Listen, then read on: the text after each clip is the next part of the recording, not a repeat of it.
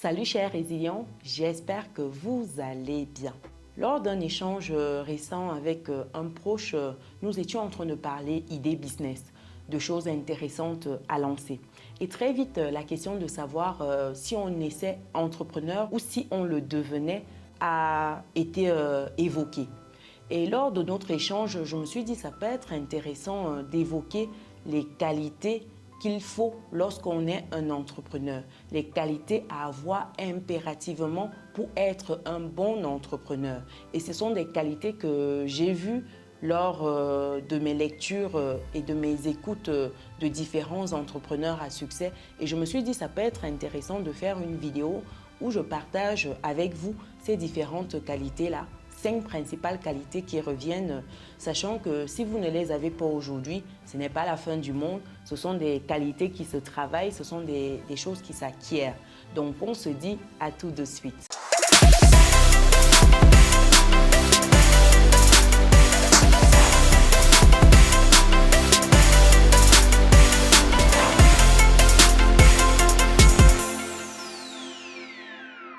Bienvenue de nouveau sur Business et Réussite, la chaîne qui te permet de muscler ton mindset et tes finances. Si c'est quelque chose qui te parle, alors rejoins dès à présent la communauté des personnes résilientes et pense à lâcher ton pouce bleu en l'air et à partager massivement cette vidéo.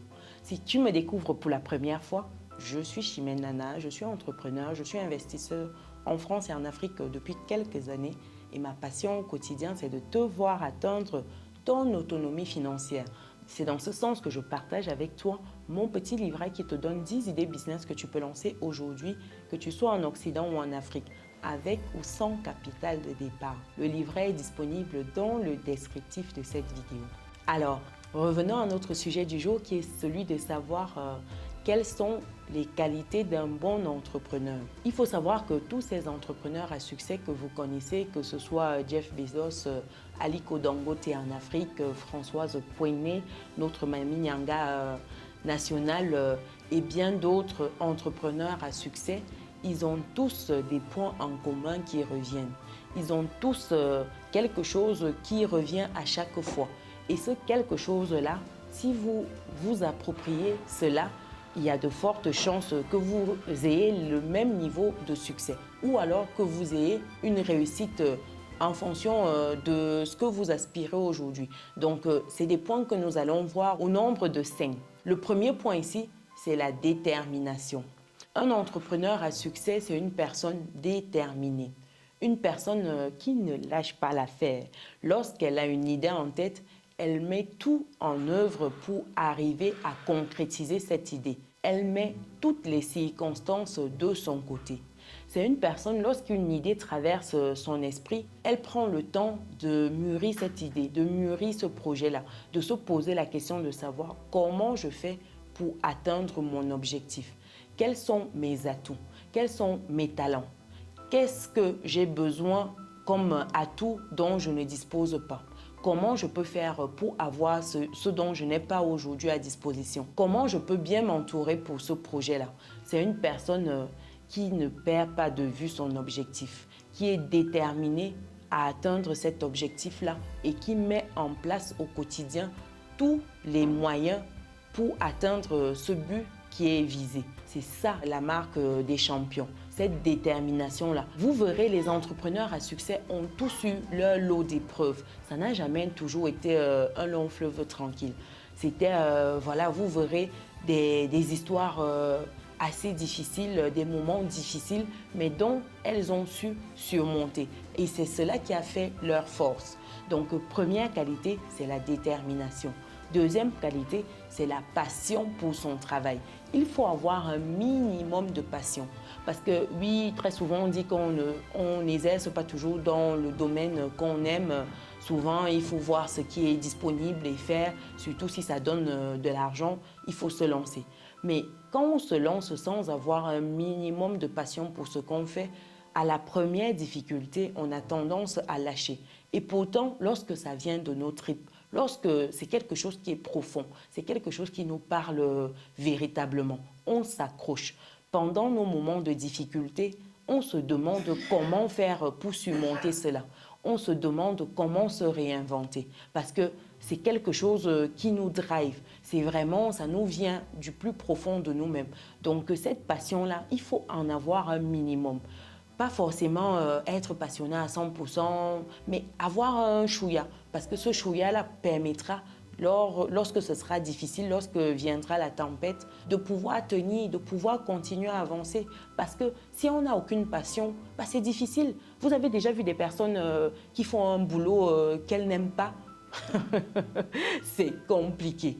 Allez dans des administrations dans certains pays en Afrique, vous voyez comment les gens répondent aux personnes qui passent par là, aux clients. Vous allez être choqués.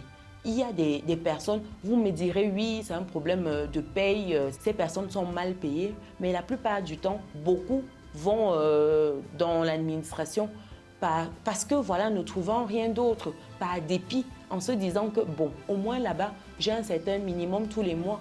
Et pourtant, ce n'est pas ce qu'elles aspirent profondément et c'est bien dommage parce que lorsqu'on voit la qualité de service rendu, c'est chaud, c'est chaud. Et au-delà de ces fonctionnaires-là, vous avez même les personnes qui sont des salariés du privé, qui sont aigris, qui rendent des travaux. Tu te dis, mais en fait, tu peux changer de boulot si tu n'aimes plus.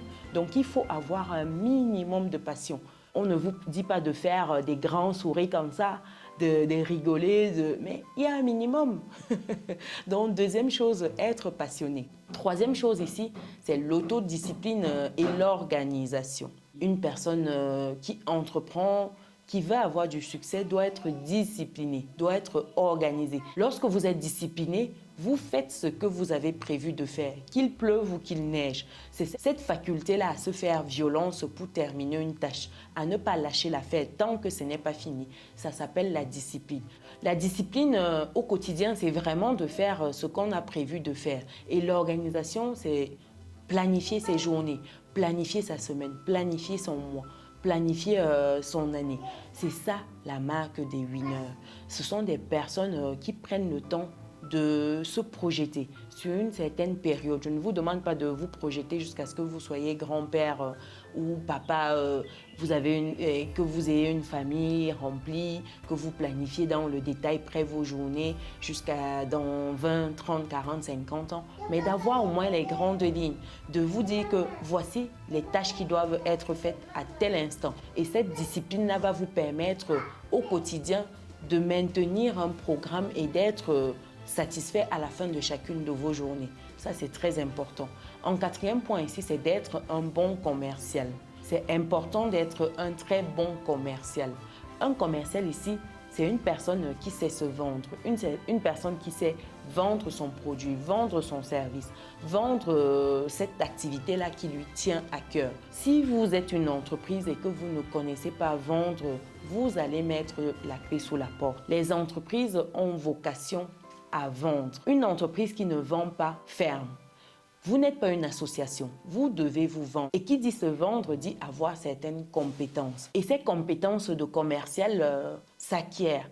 Ça s'acquiert par des formations. Donc si aujourd'hui vous êtes une personne timide, vous avez du mal à parler de vous, à parler de votre produit, de votre service, de votre entreprise, il faut savoir que ce n'est pas un drame. Ça s'apprend. Être un bon vendeur, ça s'apprend. Prendre la parole en public, ça s'apprend. Vous devez déjà vous rapprocher des personnes qui excellent dans ce domaine-là. Prendre des formations. Commencez à bosser là-dessus. Si vous êtes une personne timide, dites-vous que comme objectif, c'est peut-être d'aller saluer une personne dans la rue. Allez dire bonjour à une personne qui vous fait peur. Allez commencer un échange peut-être avec un manager si vous êtes dans le cadre d'une structure et que vous êtes salarié. C'est commencer avec de petits exercices comme cela et progressivement, vous allez prendre cette habitude-là de parler devant les gens, de vous adresser à des personnes lambda comme ça. Si vous êtes étudiant, des exposés, faire des travaux de groupe, prendre la parole, c'est des moyens en fait de commencer à développer cela, à partager une idée, à défendre son idée. Parce que demain, ce ne sera plus une idée, ce sera votre entreprise, ce sera votre bébé. Donc, c'est ces facultés-là que vous devez absolument apprendre acquérir, j'ai envie de dire. Parce qu'un commercial qui ne sait pas se vendre, que ce soit au niveau de la banque, vous devez vendre votre projet. Lorsque vous aspirez à un certain niveau de financement, vous devez vendre votre entreprise, vous devez vous vendre à vos collaborateurs. Pourquoi ces derniers doivent travailler avec vous? Pourquoi ces derniers doivent rejoindre les rangs de votre équipe? Pourquoi votre projet mérite de voir le jour, mérite d'être soutenu, d'être accompagné?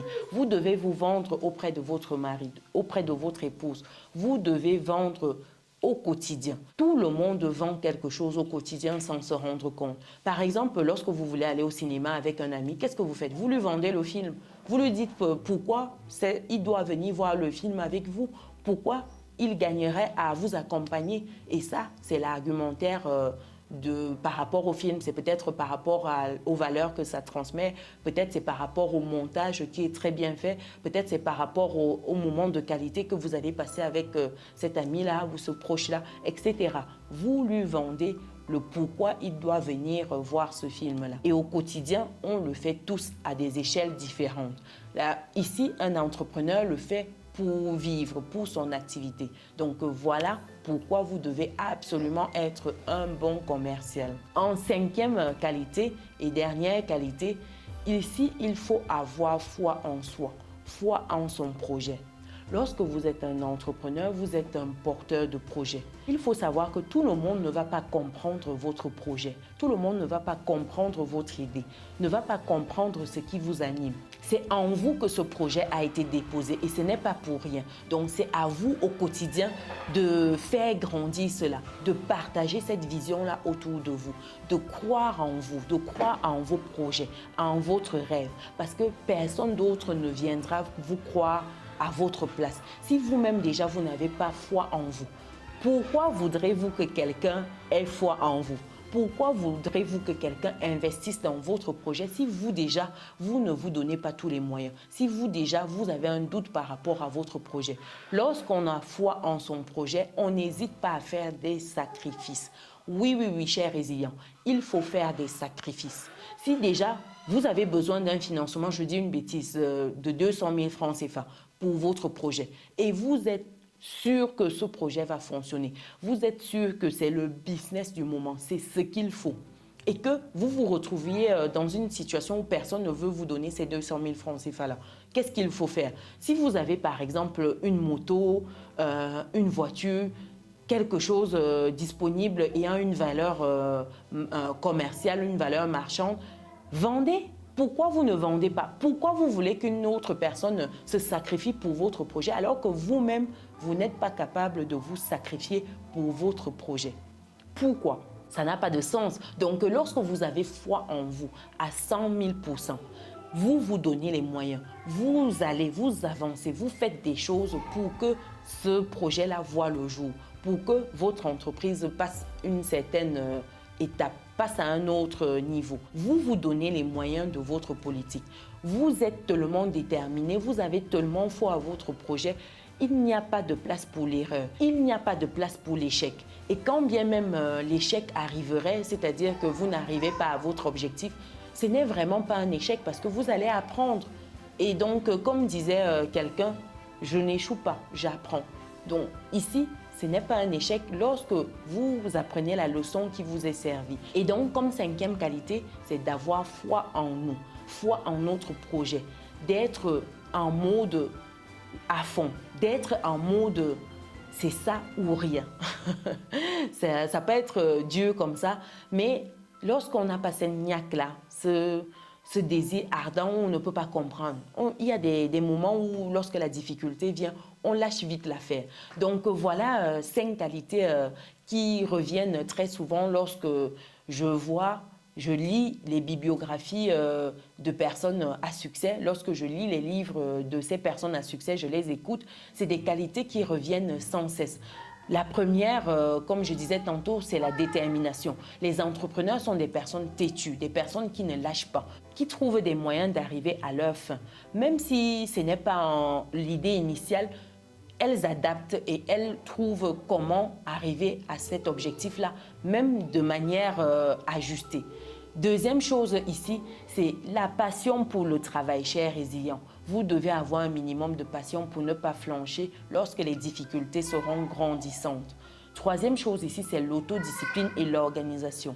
Les entrepreneurs à succès sont organisés, disciplinés au quotidien. C'est des personnes qui s'imposent une certaine rigueur et de ce fait ont des résultats que vous et moi voyons et apprécions. Un quatrième point ici, c'est être un bon commercial. Vous devez vous vendre votre projet, votre idée, votre entreprise. Et pour cela, il ne faut pas être timide. L'argent n'aime pas les personnes timides. Si vous êtes timide, l'entrepreneuriat, ce sera difficile. Ce sera très, très difficile. Et un point 5 ici, c'est d'avoir foi en soi, foi en son projet. Comme on dit, la foi, ça déplace les montagnes.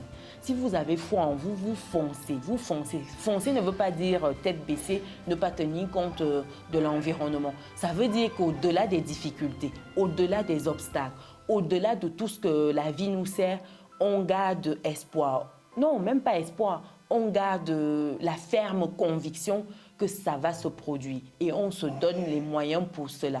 Donc voilà les 5 qualités indispensables pour avoir du succès lorsqu'on entreprend.